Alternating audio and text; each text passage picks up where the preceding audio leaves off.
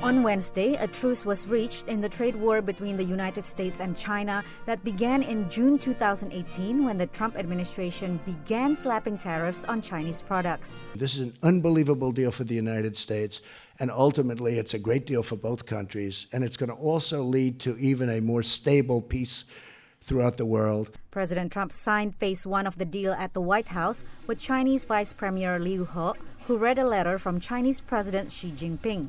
Our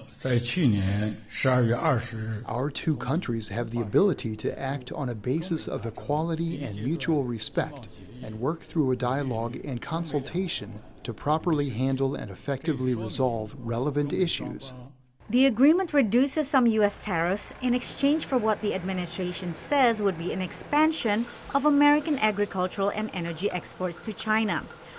The deal also includes a promise by Beijing to give more protection for American companies' intellectual property and halt the practice of forcing foreign companies to transfer technology.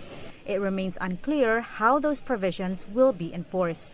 As part of the deal, earlier this week, the U.S. removed its designation of China as a currency manipulator. But the agreement maintains U.S. tariffs on about $360 billion of Chinese goods and the threat of additional punishment if Beijing does not live up to the terms of the deal. But the secret annex supposedly commits China to purchases of very specific different products, different manufacturers, different agricultural goods, some services, and so forth.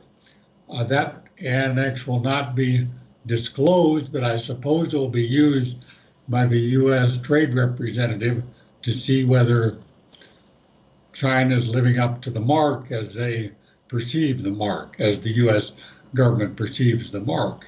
The deal does not address China's subsidies to state-owned companies, an issue likely to be discussed in the next phase of trade talks, which is not likely until after the U.S. November elections.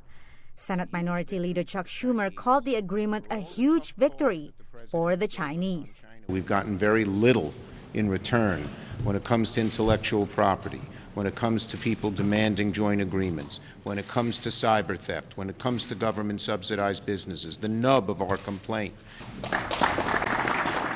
Still, this initial agreement seems to cool tensions between the world's two largest economies, at least for now.